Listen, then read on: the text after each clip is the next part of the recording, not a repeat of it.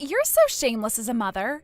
Even though you're from a single-parent household, you still have the nerve to try and use the kindergarten bus, don't you? Is this you, Emily? And why are you saying this? Yes, I'm a single mother and Maya doesn't have a father, but what does that have to do with us using the kindergarten bus? I'm telling you, single parents should not indulge in luxuries. Luxuries? Are you referring to the bus fee? It's not like I'm struggling to pay for it. Oh, please, no need to put on airs. That's not my intention, but I still don't understand. What's wrong with being a single mother? Ugh, do I have to spell it out for you? I don't want my child from a proper wealthy family sharing space with a poor, dirty child from a family like yours. What? You should be grateful your child isn't in the same class as mine. If she were, I'd have gotten you both kicked out of the kindergarten already.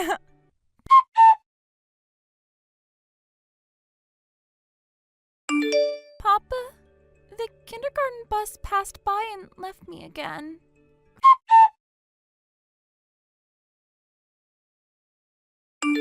Father, I apologize for the intrusion earlier today. It seems Maya sent a text message on her own.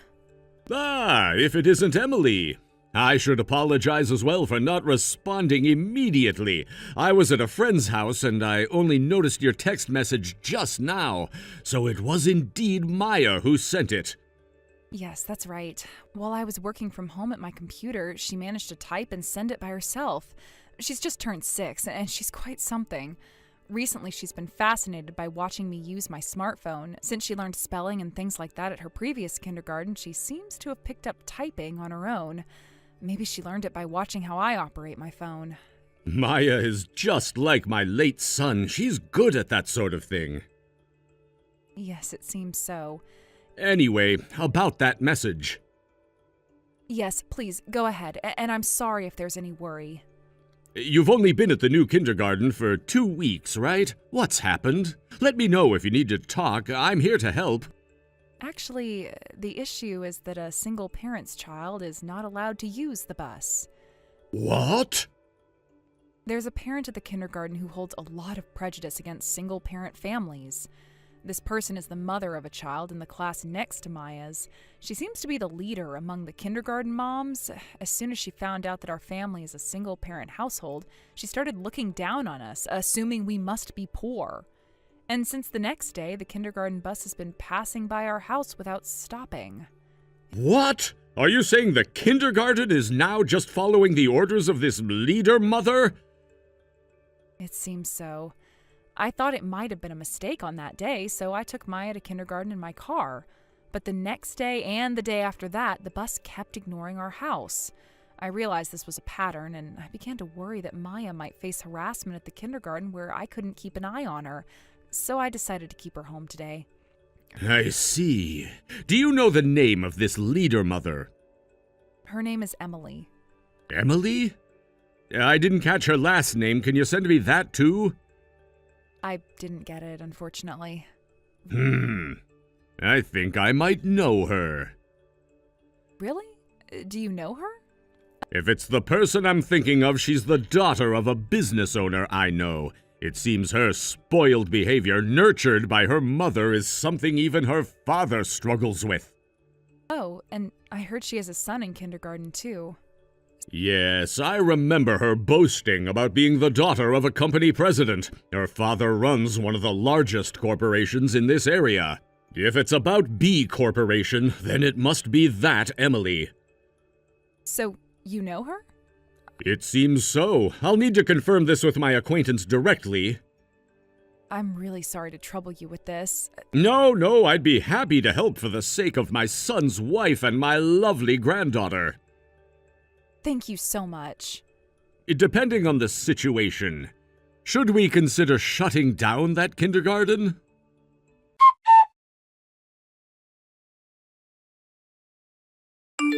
Could it be that your child hasn't been coming to kindergarten lately because you've run out of money for the tuition? So you're really struggling, aren't you?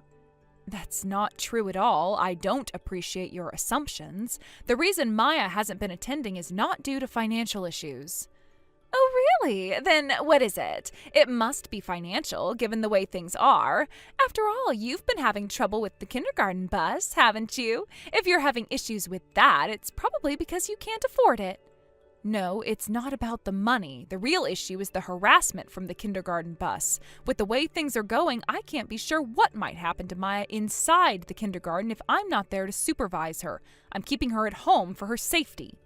Well then, if that's the case, you might as well just withdraw her from the kindergarten. It seems like you're not fitting in here.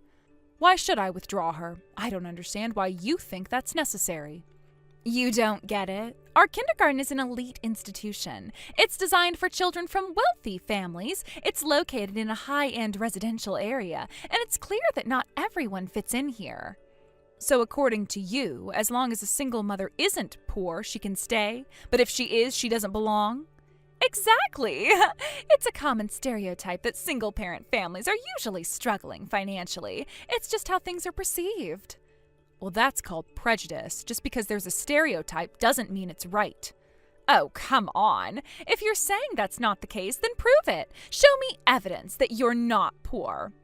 Evidence? Is that what you need? I don't think it's necessary to prove anything to you. Of course, it's impossible to prove, isn't it?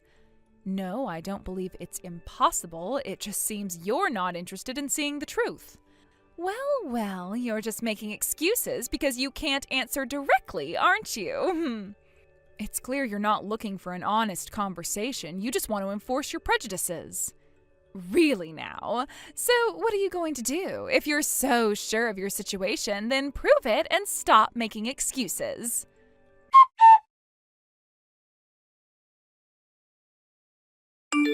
Luna, good evening. How are you tonight?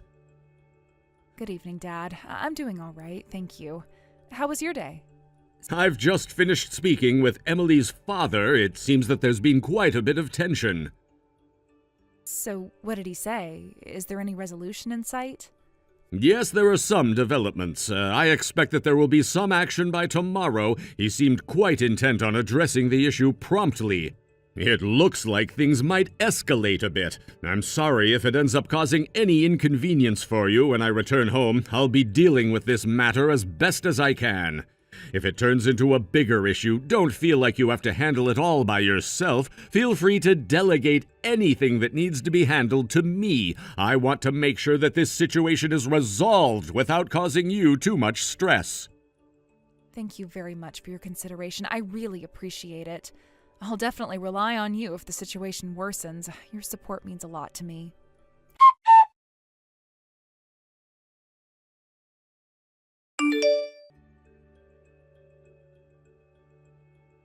Hey, Luna!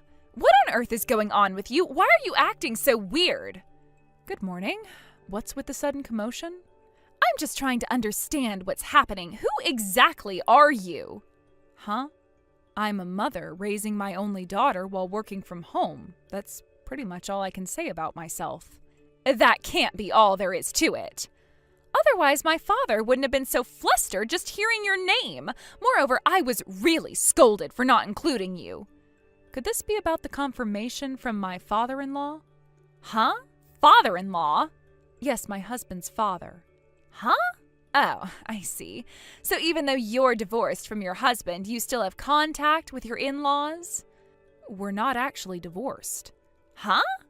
I thought your divorce was due to some affair of yours. Is that not the case? Where did you hear that from? Well, do you think all single mothers are divorced because of their own affairs? No, not quite. At least that's not my case. Then what exactly is the situation? My husband passed away from illness 2 years ago. Oh. So my father-in-law still deeply cares about us who were left behind, especially Maya, who is both his granddaughter and a precious memory of his son. Whenever something comes up, he immediately offers advice and acts swiftly to resolve the issue. The reason Maya and I recently moved to this area, which is where my late husband was from, was also his strong wish. What's that about? Of course, I believe it's important not to become too financially dependent, so I work and manage to save several $1,000s each month. I find it quite unfair to be labeled as poor under these circumstances. What exactly is your father-in-law? He shares the same last name as me and is a well-known acquaintance with your father, holding significant influence in this area. Does that not clarify things? Same last name? If you say that, then it must be... wait a minute. No way. Is he the major landowner who owns numerous properties in this entire area? Yes, that's right. He's my father-in-law, Rick. He's also Maya's grandfather. You're kidding me! No, I'm not. I'm sorry for any confusion. I should have clarified this sooner. I didn't realize how much of an impact this would have. This is quite the revelation. My father-in-law holds a prominent position in the region. He's known for his extensive real estate holdings. Exactly! I had no idea. This changes everything. I understand. It's a lot to take in. I should have been more upfront about this. It's just... I never imagined that you were connected to someone so influential.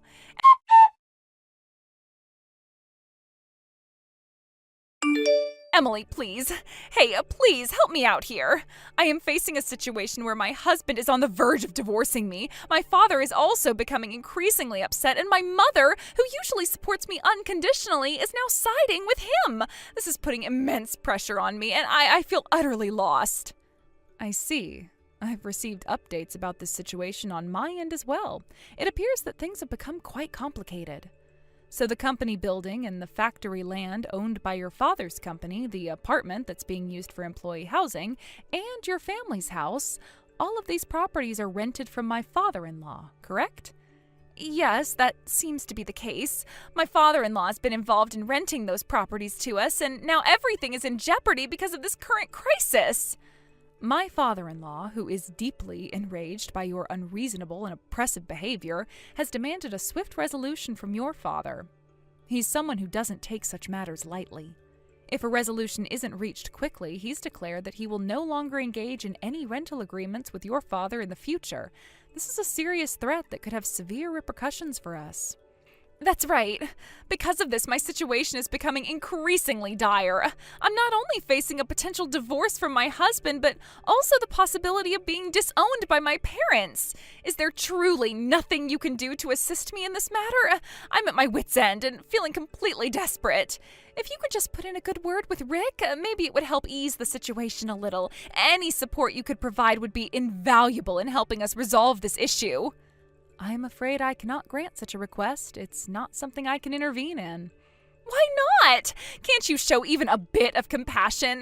This is a critical situation for me, and I am struggling to hold everything together.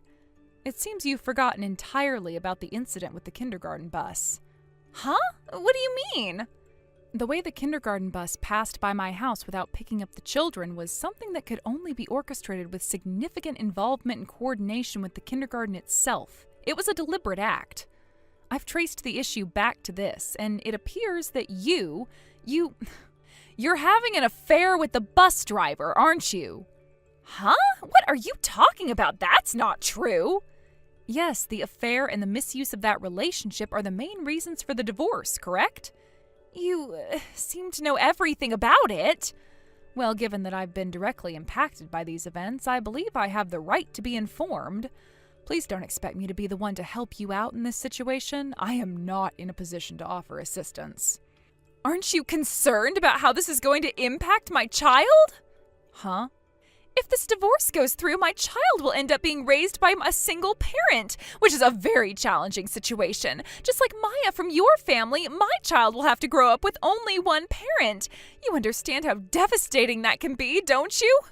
Please don't equate your situation with mine. It is not the same at all. Huh? I heard that based on your childcare experience and legal considerations, your husband is likely to gain custody of your child. That's correct.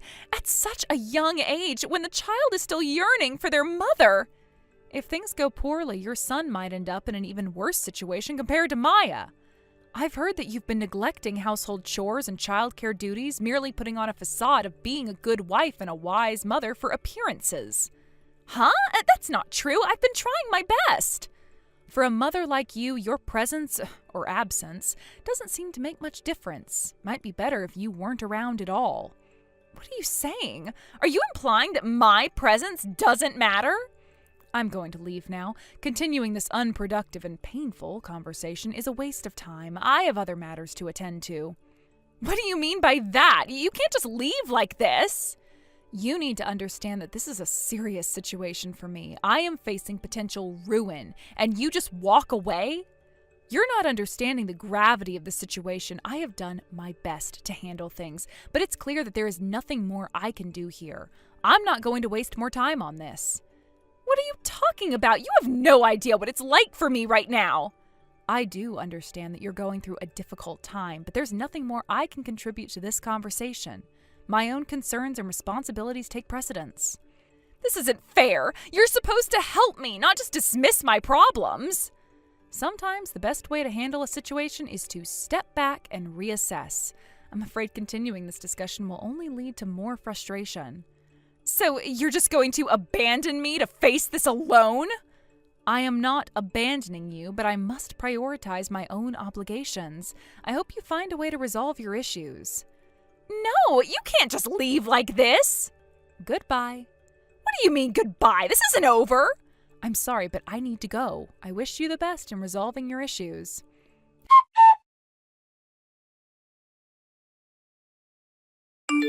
Hello, Luna. Hello. Have you managed to calm down a bit since we last spoke? Yes, somewhat. It's been a challenging time, but I'm getting through it. That's good to hear.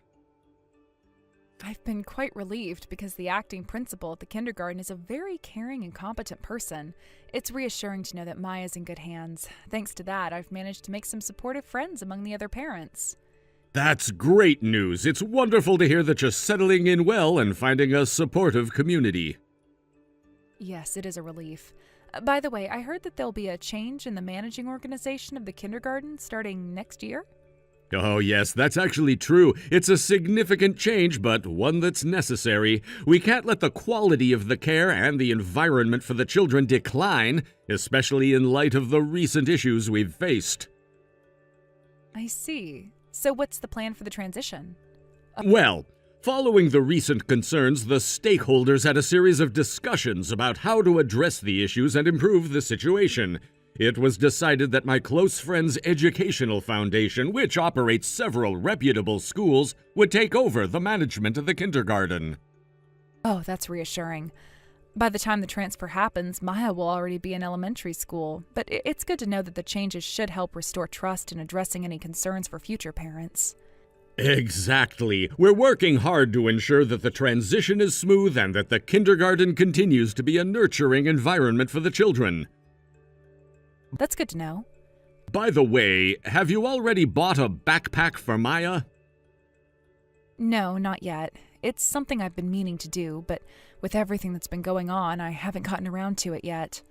Well, if you don't mind, I'd love to help with that. I understand your parents are planning to buy a study desk for her, so I thought I could take care of the backpack.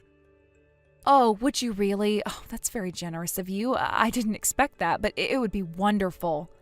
Of course, I'd be happy to help. It's a special occasion, and I'd love to make sure Maya gets a backpack that she'll really like and be excited about. That's very kind of you. I'm sure Maya will be thrilled. She has a special bond with you as her grandfather, so this gesture will mean a lot to her. Yes, I'm sure it will. How about we plan a day to go shopping together? We can pick out the backpack and spend some quality time together. That sounds like a great idea. I'd appreciate your company.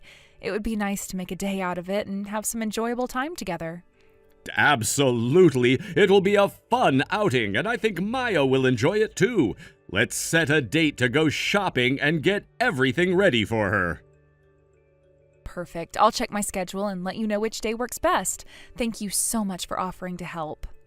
No problem at all. I'm looking forward to it. It's a small way to contribute and show support, especially after everything that's been happening recently. I agree. It's moments like these that remind us of the importance of family and supporting each other. I'm glad we can do this together for Maya. Me too. It's important to make these moments special for her, especially as she transitions into a new stage of her life. Absolutely. I'm sure she'll appreciate the effort and care we're putting into this. It's all part of creating a positive environment for her as she grows.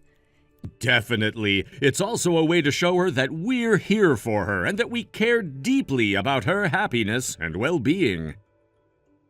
Yes, and I believe it will make a difference. She'll feel the love and support from all of us, and that's what truly matters. Agreed. So let's make sure to get everything done smoothly and enjoy the process. I'm looking forward to spending some time together and making this special for Maya. Me too. I'm confident that with your help, we'll make this a memorable and enjoyable experience for Maya. Absolutely. Let's make it a fun outing and ensure everything is perfect for her. Definitely. I'll make the necessary arrangements and get back to you with the details. Thanks again for your kindness and willingness to help. It's my pleasure. I'm happy to be able to support you and Maya. Let's make sure to create a wonderful experience for her. Indeed. I'm looking forward to it. It's important to create positive memories for Maya, and I'm glad we can do that together. Yes, and it's also a chance for us to bond and strengthen our family connections. I'm sure Maya will appreciate the effort we're putting into this. Absolutely. It's these kinds of moments that make a difference in her life and help her feel loved and valued. Exactly. So let's make the most of this opportunity and ensure that Maya has a great start with her new backpack and everything else. I couldn't agree more. I'll finalize the details and let you know soon. Thanks once again for being so supportive. No problem at all. I'm excited about our shopping trip and making this special for Maya. Me too. I'll see you soon and we'll make sure everything is perfect. Looking forward to it. See you soon. See you soon. Take care. You too. Goodbye for now. Goodbye.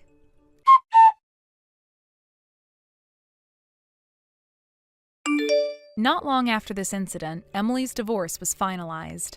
As one would expect, she had to pay alimony for her indiscretions and child support for her son. On top of that, she was severed from her family and relatives, who disowned her entirely. The affair with the previous head of the preschool, who was her lover, ended with him paying compensation and disappearing without a trace. Currently, Emily has no one to rely on.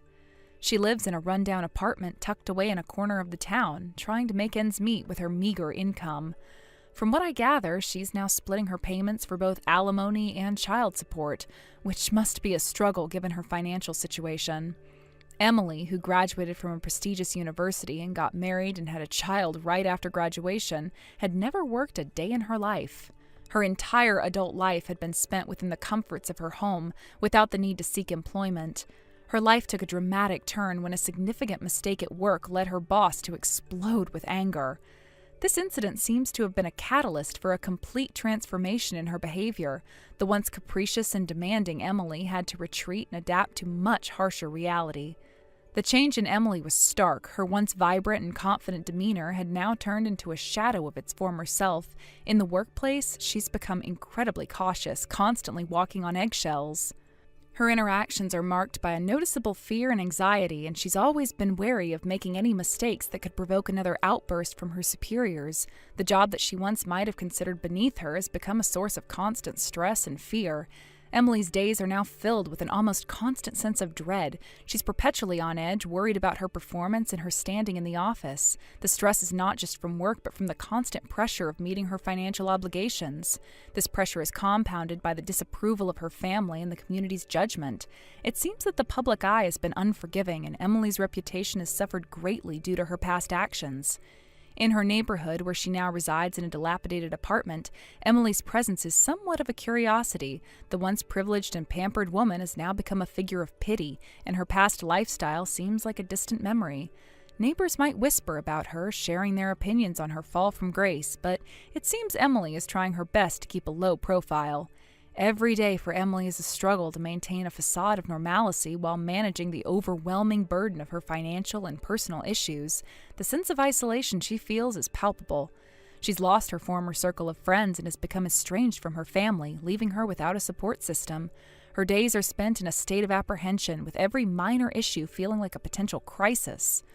Moreover, Emily's son, who is presumably affected by the turmoil in his mother's life, also bears the brunt of this instability. The child support payments are meant to ensure his well-being, but the emotional strain of their situation undoubtedly affects him.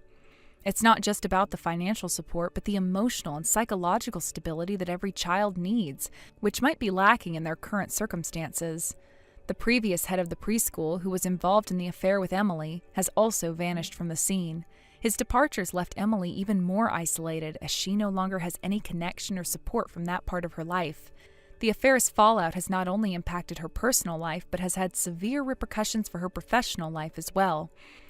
Emily's story is a stark reminder of how quickly life can change. From a position of apparent stability and privilege, she's been thrust into a situation of hardship and struggle. The luxuries and comforts she once enjoyed have been replaced by the harsh realities of living in a rundown apartment and dealing with the daily pressures of a difficult financial situation. Her experience is a lesson in the fragility of success and the ease with which it can slip away due to mistakes and poor decisions. In summary, Emily's current life is characterized by financial struggle, social isolation, and constant anxiety.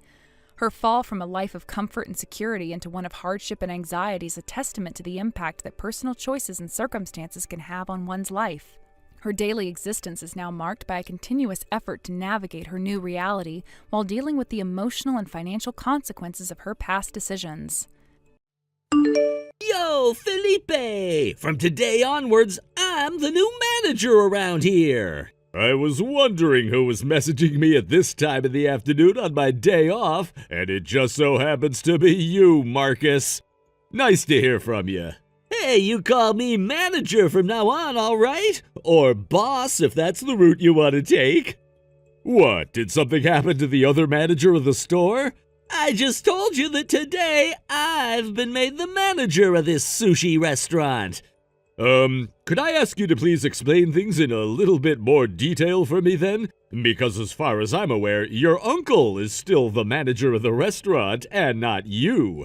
And as far as the position of manager goes, I never even heard about how there would be a new manager elected to run the place.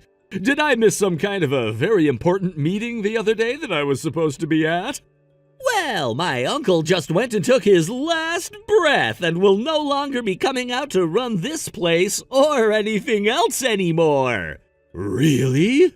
He passed out back at home just the other day, and when the ambulance came and took him away, that was the last I'd seen of him. All right. I didn't realize. I am so sorry for your loss, Marcus. If there's anything you need my help with, anything at all, please let me know. Of course you'll be helping me out.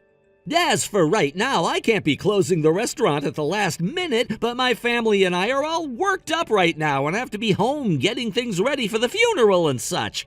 So I'm gonna have you and Jay take over the place for me tonight, and for plenty of nights to come, I think. And once I've had time to talk with all of my family about it, we might be holding the funeral at the restaurant itself, so make sure you're all ready for that. I don't want to upset my uncle, who is not in heaven, by having us hold his funeral at his restaurant and it not being in tip-top shape. Understood.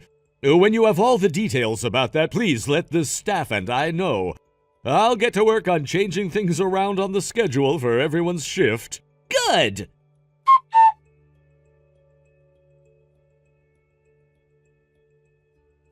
Hello, Jay. It's me, Felipe. Did you hear anything at all from Marcus about the situation yet? I did. Marcus's wife went ahead and sent me all the details about what had happened. I can't believe that he's already gone now. I'm hoping that at some point you and I will be able to go to his funeral as well. Anyway, did you end up hearing about everything from Marcus himself then? That's right. He came to me and explained everything that had happened and what was going to happen. I see. So him and his wife worked on contacting the both of us separately. And so, from what I'd been told, you and I are being left in charge of the restaurant while Marcus is out dealing with his family and the funeral. So in other words, he's not even thinking about closing down the place for a while then? That's what it seems like. He said that he'd like to keep the place up and running for all of our customers, I believe. And he's also thinking of holding part of the funeral here, most likely the dinner and such. Well, his wife did tell me that she thought he was going to want to keep the place open for his own sake, or something along those lines. But if it's also to hold the funeral at, then I suppose it all makes a bit more sense. He is like a completely different person from his uncle, though, wanting to keep this restaurant open almost as though nothing had ever happened. Such an odd guy. He sure is. So, can I ask you to go ahead and take care of shifting all of the schedule around and stuff for me? I'll take care of it. Considering that Marcus won't be around, you're the only person here that can make the sushi that all of our customers want to eat. So I'll take care of everything like that in the office. And when I'm done, I'll come out and let you know before I head out for the night. Now, good luck making all those dishes on your own. Thank you, Jay.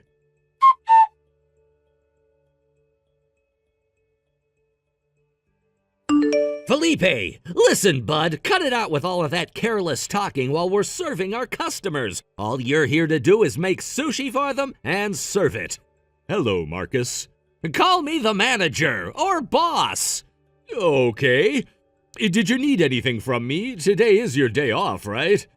And like I was just saying to you, I'm not paying you to sit around talking all day to the customers while you're making that sushi. We have a server for that, as well as someone at the front of the house who can handle all of the customers. I find that it is a must to smile and make small talk with the customers while I do my job as a way of entertaining them. Huh? They come over to the counter for a reason, and it's not just to eat the sushi and then go home. And what exactly is wrong with me making the customers laugh and enjoy the service we give at this sushi restaurant? Was that all you had to say to me? If so, then I'll be going now. I have a long day ahead of me and not a lot of time to be staring at my phone.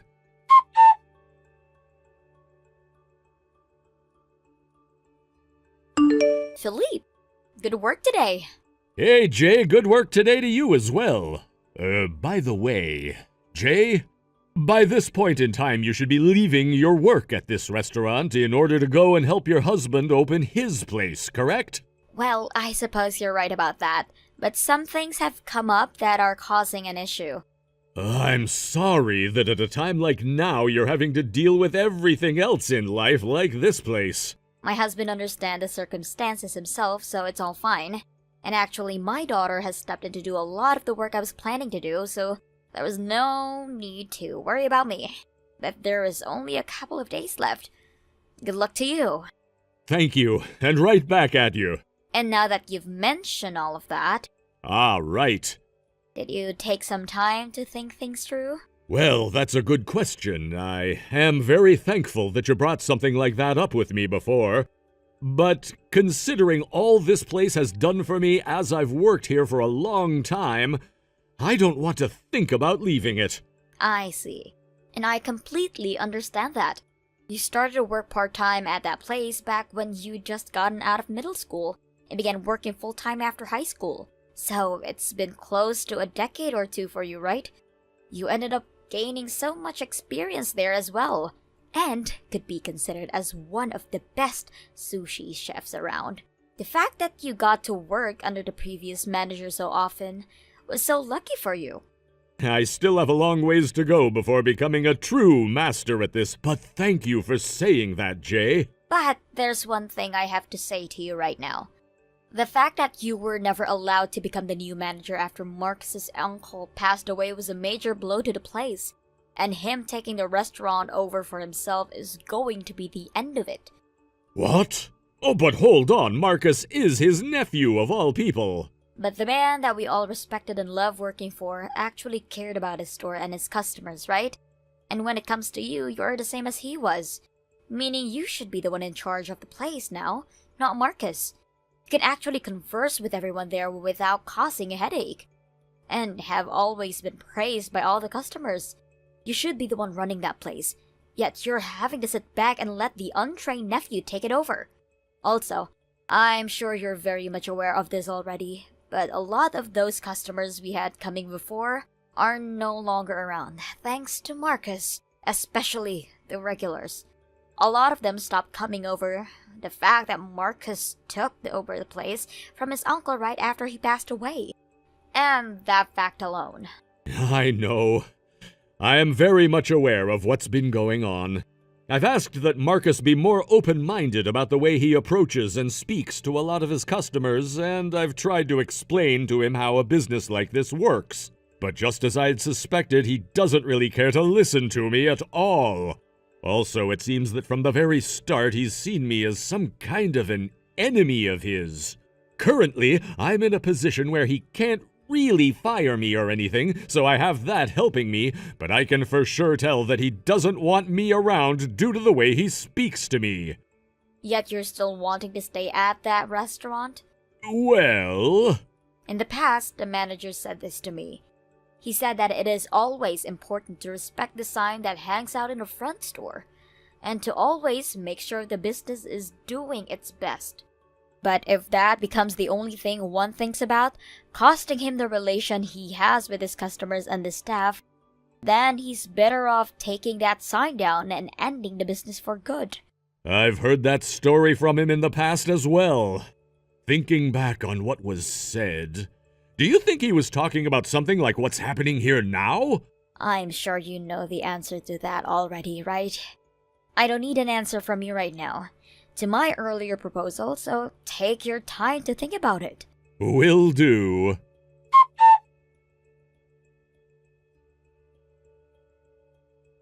Yo, Felipe! I'm gonna be changing up the staff here so you can choose between having your pay reduced or leaving my business. What? What are you talking about right now, Marcus?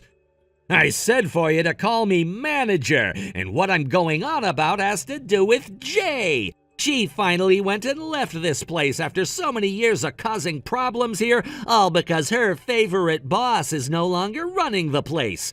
So while I'm enjoying my day off, I thought I'd ask all of my staff what they wanted to do as I began to hire new people. But I'm not sure why you're wanting to hire on so many new staff members right now. In the past, both your uncle and Jay did a very good job of managing the place, and were able to bring in enough money at one point where they could afford to hire new hands and keep them around. Well, my plan is to lay most of you guys off now and bring in my friends who are all wanting to work here. As the new manager of this place, I feel it's best to be surrounded by those who actually listen to me and who I can trust with the place. Because for some reason you and all the rest of the staff here that were hired by my uncle are never listening to a damn thing I say. It's because you never take your job as the manager seriously here that we can't listen to what you're saying and are always having to talk back to you. Also, you went and started to talk about how you'd be bringing in a bunch of really cheap fish from overseas that's nowhere near as good as the stuff we've been using, and I will not take that. If you're not able to agree with the way I want to run my business, then get the hell out. I thought it was kind of me to give you the option of choosing between a reduced salary or being laid off, but now I'm not giving you a choice anymore. You're done here, bud. Even if you were never going to quit, it's too late now. And once you're out on the streets, you're not going to be able to find another job because this place was all you ever had.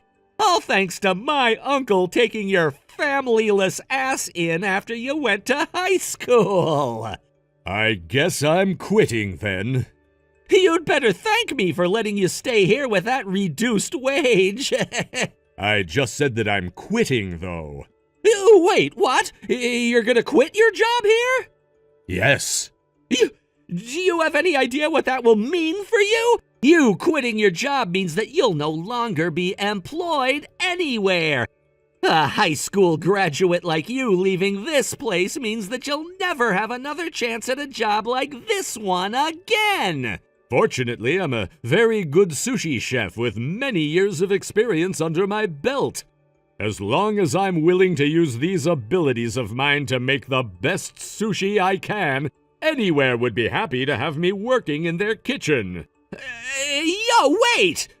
I'll leave my notice on your desk tomorrow, Marcus.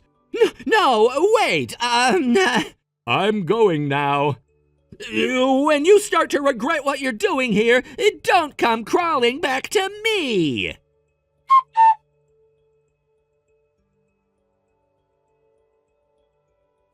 Jay, I would really love to come and work for your husband at his sushi restaurant, please. Well.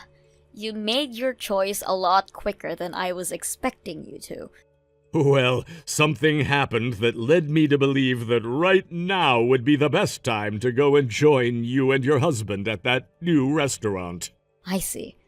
Considering I'm working for a new place now and have nothing to do with my past job, I don't think I should be asking about all of the details. But Philippe, I'm going to get you all set up to come and join us right now. Thank you so much, Jay.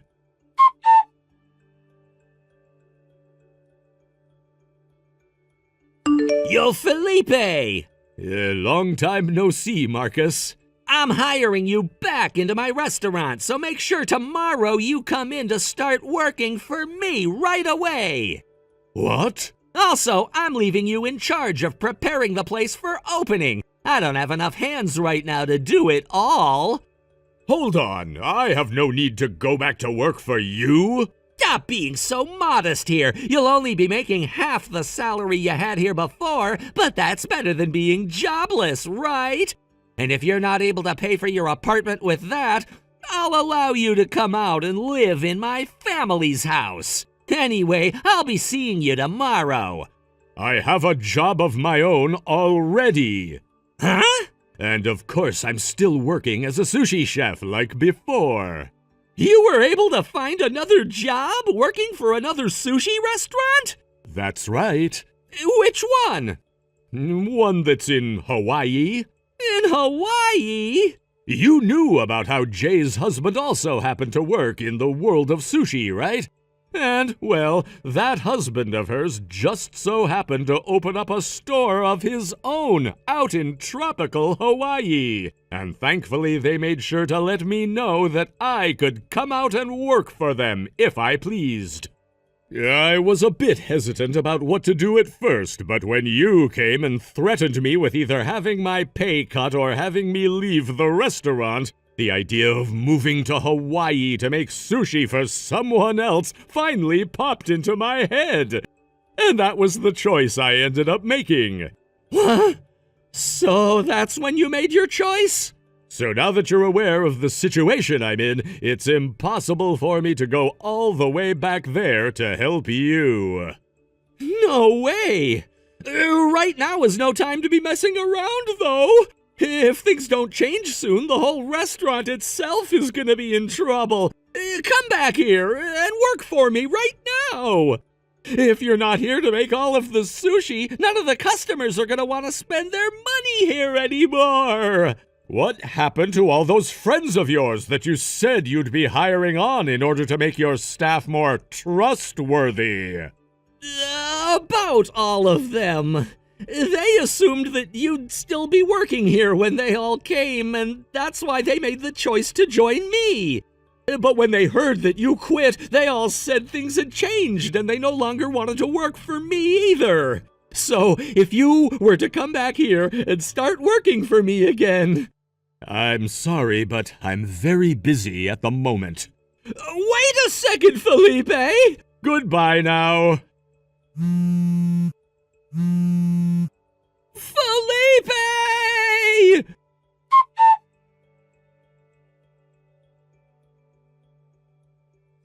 Ever since I left that place and moved out of the state, I heard about what happened through a coworker of mine who also happened to be one of the employees I ended up training as my first trainee. He told me that Marcus went and ordered a lot more fish from that really cheap supplier, and that led to all of the remaining staff to have a strike, saying that he was trying to kill his customers with terrible quality fish. And even before that strike took place, a lot of the customers that did end up going there were said to have gotten sick due to most of the fish no longer being sushi grade anymore, leading to a few cases of the restaurant being inspected by the state health inspector. The ratings of the restaurant went down the drain after those inspections came back poorly, and business there became more and more of a rare spectacle. The strikes also became more common until there was only a select few employees remaining there, which wasn't even enough manpower to have the restaurant open for one day. So, in the end, after almost going under and never being able to revive the place, Marcus's older brother went ahead and took the place from him and is currently working on turning the whole entire restaurant and everything around. Of course, Marcus was not allowed to work there after the place was renovated and management had been changed, but his efforts to find other work weren't fortuitous. The word about him being a terrible manager spread like wildfire, and not a single place wanted to hire a man with such a rotten work ethic and horrible track record. He would find some work at places like gas stations and convenience stores, but due to his horrible attitude, he'd cause drama and the like and lose his jobs there as well. Recently, I've heard a rumor going around that he's having to sleep in a cardboard box out on the street every night as he tries his luck at gambling in a nearby casino with whatever money he can scrape up. As for myself, I've been fully moved into my new apartment here in Hawaii and have been working close to 60 hours a week making sure that the restaurant does well. I started off working here with a larger salary than I had when I left the previous restaurant, and I've been told that if the restaurant does good throughout the length of 1 year, I'll be rewarded with bonuses and all. Thank you for watching and listening. We hope you enjoyed the video. Don't forget to like this video and subscribe. Also, feel free to leave a comment about what you thought of the story. We look forward to seeing you at the next story. Maya, when are you finally going to get a divorce from Dad? I'm really getting sick and tired of you always being at the house doing nothing but chores all the time, so let's go. Huh? Sarah, what do you mean by that? I'm asking you to divorce him because I don't want you here in this house anymore. It's clear you have a strong dislike for me, but if you had objections, you should have expressed them before the marriage. Why bring it up now? I've been together with your dad for years now, so it's really not the best time to be asking something like that now. The only reason I never complained about you back then was because ever since my real mom left, I've been the one responsible for all the household chores. The situation wasn't ideal, but it was manageable. When Dad told me he wanted to marry someone and brought you home, I thought to myself, finally, I might be free from these endless chores. I was thrilled at the prospect of having some relief and even approved of your marriage to him. But once we actually began living together, the reality was far different from my expectations. I was freed from doing housework, but having to live with someone who I felt was an annoying old woman was more distressing. Annoying old woman, huh? And let's not forget, just 6 months after the wedding, Dad had that accident, ended up hospitalized, didn't he? Being stuck living alone with a strange aunt has been excruciating. It feels like a punishment, if I'm being honest. A strange aunt? It feels so good to finally voice my true feelings. I have had those pent up for so long now that I had no clue what I was going to do if I didn't get them off my chest. I'm happy to hear that you're feeling better now, but if I leave, won't you have to handle the housework again? From now on, I plan to arrange for professional cleaning services, and I'll invest in time-saving kitchen gadgets and cleaning equipment.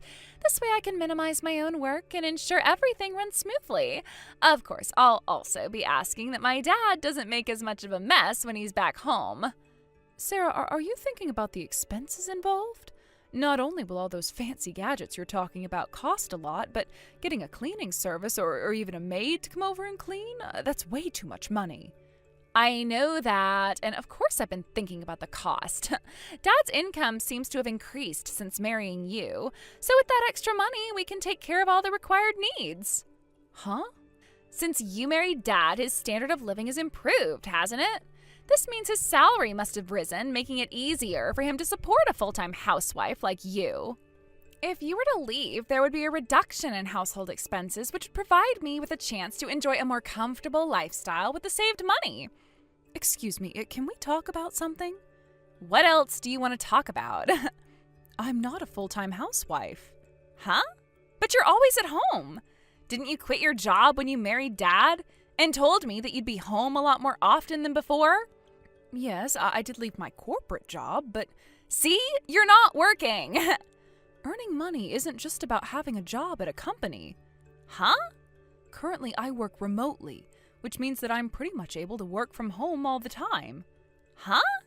Isn't that just doing a bit of work on the side while you handle household chores? Isn't that called piecework? It might seem that way, but I also have passive income streams. What's that? Even if you use fancy terminology, it still looks like piecework to me.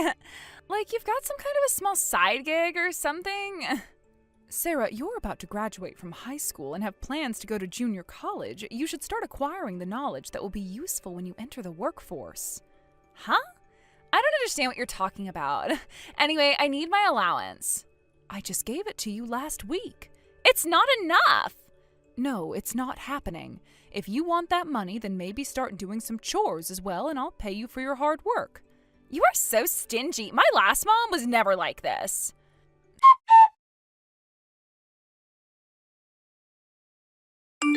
Sarah, sorry for interrupting you, but there's something I'd like to ask you about. What's that? Do you know what happened to my wristwatch? What? It's the silver one that I've always got on when I'm going out. I don't know where it is. Actually, I never care about what kinds of things you have on anyway, so I don't know. I see. Well, it's the one I got from your dad. He gave it to me instead of an engagement ring to show that I promised him my love. What? So you never got an engagement ring? He told me that a wristwatch is something one can get a lot more use out of, so that's what we went with. Oh. I just wanted to ask you about this in case you had any memory of what happened to it. Well, I still don't know. I see. All right, then.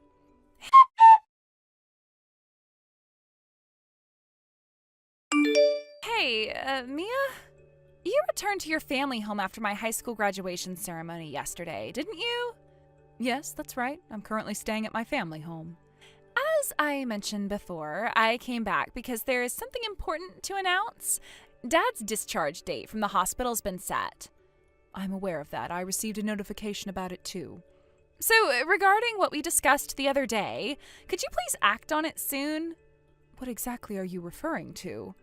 I mean, how long do you plan on staying at Dad's house? It's time for you to stop leeching off of him. Who is leeching off of whom? It's obviously you. I'm not leeching. I have been working and contributing my share to the household expenses. Well, I anticipated you might say that, so I've taken the liberty of throwing out all your belongings. What? I thought that might be the only way to get you to leave. Get out now. You need to divorce Dad immediately. Oh, is that how you want to handle it? If that's the case, then you'll need to manage your dad's hospitalization costs yourself. What are you talking about? You're acting like you're the one covering Dad's medical expenses. Since you seem to be so concerned, why don't you take care of your dad's discharge arrangements? It might be best if you hear directly from him about his current situation and what needs to be done. Huh?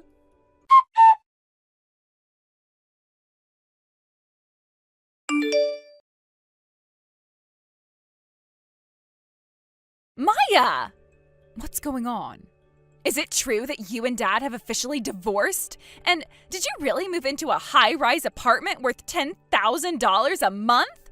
Is it also true that you covered all of Dad's hospital bills by yourself? And is it true that Dad has resigned from his job and is now unemployed?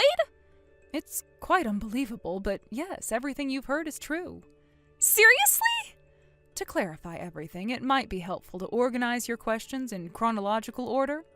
Chronological order? Let's start with your dad's accident. Since it was a self-inflicted accident, insurance coverage was not an option. So you ended up covering the entire expense yourself? Yes, that's correct. The accident involved a company car that had to be written off, so he was given the choice of either resigning or paying for the car. He opted to resign. So it's essentially like being fired. Yes, it's almost the same. Although your dad did receive some severance pay, it was significantly less than what he would have received if it had been a company-initiated dismissal. I see. Initially, my own income was sufficient to manage both the living expenses and hospital bills. Given the expletive nature of the company, I considered it a sort of unexpected blessing. But then the real issues began. Issues? Yes, the major problem with your dad's accident was that it occurred while he was on way to meet his mistress. An affair? Dad had an affair? Yes, I found this out when I visited Yoshiro-san's hospital room at an unusual time and discovered him with his mistress. What? After revealing the affair, further investigation showed that it had been ongoing since before our marriage. It appears he was interested in my family's wealth. Huh? So your family is actually wealthy? Yes, that's correct. You can think of it that way. After discovering the affair, I had to quickly manage the divorce proceedings and compensation claims. Following that, I moved back to the high-rise apartment that I owned before marriage. Oh, the $10,000 high-rise? Yes, this apartment was inherited from my late father. It was valued at 100 million yen when it was first purchased, but its current value is likely diminished. But the high-rise... Let's not dwell on the high-rise details and focus on the core issues. Because of the divorce, I won't be charging you for the hospital expenses I covered during our marriage. However, any remaining unpaid amounts will need to be settled by you. But I'm unemployed. And don't forget about the compensation money. Oh, right. By the way, the mistress has already paid her share, but your dad still hasn't paid his portion. I have a feeling that Dad's expenses have accumulated to an enormous amount. I'm concerned that his severance pay might not cover everything. How he manages his finances is not my concern, so you should discuss this matter directly with your dad. And Sarah, you too. What about me? Regarding the matter of you taking and selling various items of mine without permission? Huh? You knew? Of course. With only you and me in the house, I immediately suspected you. To gather concrete evidence, I installed hidden cameras in my room. Cameras? Yes, I have detailed records of what you took from my room, and I've also tracked the app accounts you used to sell those items. That too? You mentioned discarding my belongings, but it turns out you sold what you could, didn't you? The total damage, based on what I know, amounts to just over 5,000. I will make sure to claim that amount. No way. And what about the private school tuition for you? Huh? I was the one who paid for the entrance fee and tuition as a gesture of goodwill. So you're the one who covered the entrance fee? But when it comes to college, I won't be handling any future tuition costs, so you'll need to figure that out on your own. Really? Dad doesn't seem reliable, so what should I do? Well then, I think we're done here. From now on, please handle everything through a lawyer. Goodbye.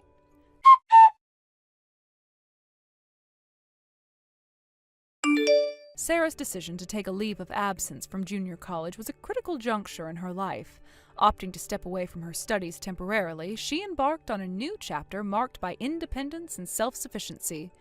She moved into her own apartment and began working part-time to support herself. At first glance, this shift seemed like a positive transformation. On the surface, it appeared as though Sarah was making significant strides towards personal growth and responsibility. This new chapter promised a fresh start, free from the constraints and conflicts that had previously defined her life. However, reality often complicates seemingly straightforward transitions. Despite her best efforts, Sarah struggled with maintaining stability in her new life. Her part-time jobs were short-lived, and she was either dismissed from her positions or chose to leave them voluntarily. This pattern of frequent job changes was concerning. It seemed that Sarah was unable to find a job that suited her long-term, or perhaps she was struggling to meet the expectations and demands of her employers.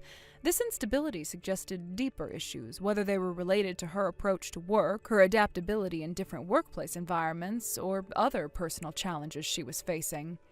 Meanwhile, my ex-husband was grappling with his own set of difficulties. Despite the urgent need to find employment and resolve the financial obligations we had discussed, he showed no significant signs of actively seeking work. His inaction and reluctance to address those financial responsibilities were sources of ongoing frustration. The financial disputes and unpaid amounts that I had requested from both him and Sarah remained unresolved, adding to the complexity and strain of the situation. The situation took a dramatic turn when Sarah's relatives intervened. Their involvement marked a significant shift in the narrative. One day, a black-painted van appeared at both Sarah's and my ex-husband's residences. The sight of those vans, coupled with their authoritative presence, suggested that serious action was being taken. The intervention was both dramatic and necessary, signaling a crucial turning point in the ongoing issues. Inside those vans were individuals tasked with collecting and transporting Sarah and my ex-husband away from their homes. The process was marked by visible distress and emotional upheaval. The intervention by Sarah's relatives aimed to address the unresolved financial issues and bring some degree of resolution to the prolonged disputes. The appearance of the black vans and the subsequent actions taken were necessary steps towards resolving the complex and ongoing problems that had affected all parties involved. Following the intervention, there was a noticeable shift in the financial situation. From the following month, payments began to be made in installments. This development was a significant improvement and indicated that progress was being made in addressing the outstanding financial obligations. Although the payments were being made in small amounts, the fact that they were occurring at all was a positive sign that Sarah and my ex-husband were now facing some level of accountability for their financial responsibilities. This change marked a crucial step toward resolving the long-standing issues that had plagued our lives. Despite these positive changes, I chose to focus on my own life and well-being. The period of dealing with financial disputes and personal upheavals had been incredibly taxing and stressful. Now that the issues were being addressed and some level of resolution was being achieved, I felt it was time to fully embrace the freedom of my single life. This newfound independence allowed me to enjoy a sense of peace and relaxation that had been elusive during the tumultuous period of dealing with these disputes. As I looked forward, I decided to focus on what truly mattered to me. The freedom from the past disputes and the opportunity to start anew provided a sense of rejuvenation. I was ready to move on from the challenges of the previous months and to embrace a future that promised greater stability and satisfaction. The experiences I had gone through provided valuable insights into responsibility, accountability, and the impact of personal actions on one's life. Reflecting on Sarah's situation, it was clear she had faced significant challenges. Her struggles with employment and the ongoing financial issues with my ex-husband highlighted the complexities of navigating personal and financial difficulties. However, the involvement of her relatives and the subsequent actions to address the outstanding payments were steps in the right direction. These changes suggested that Sarah was being held accountable for her responsibilities, and the support from her relatives played a crucial role in resolving the issues. It was evident that Sarah's journey was still ongoing. Despite the intervention and the progress in settling financial obligations, the path to stability was not straightforward. Her ongoing challenges with employment and her personal circumstances indicated that she had much to navigate before achieving the stability she sought. The support from her relatives was a crucial factor in helping her address these challenges, but the journey ahead remained complex. For me, the resolution of these disputes allowed for a sense of closure. The financial obligations that had been a source of stress and frustration were gradually being addressed. The payments made by Sarah and my ex-husband, though initially delayed, indicated that they were now facing the consequences of their actions and working to rectify the situation. This development provided a measure of relief and marked a turning point in the resolution of the issues. The involvement of Sarah's relatives and the subsequent actions they took were instrumental in bringing about these changes.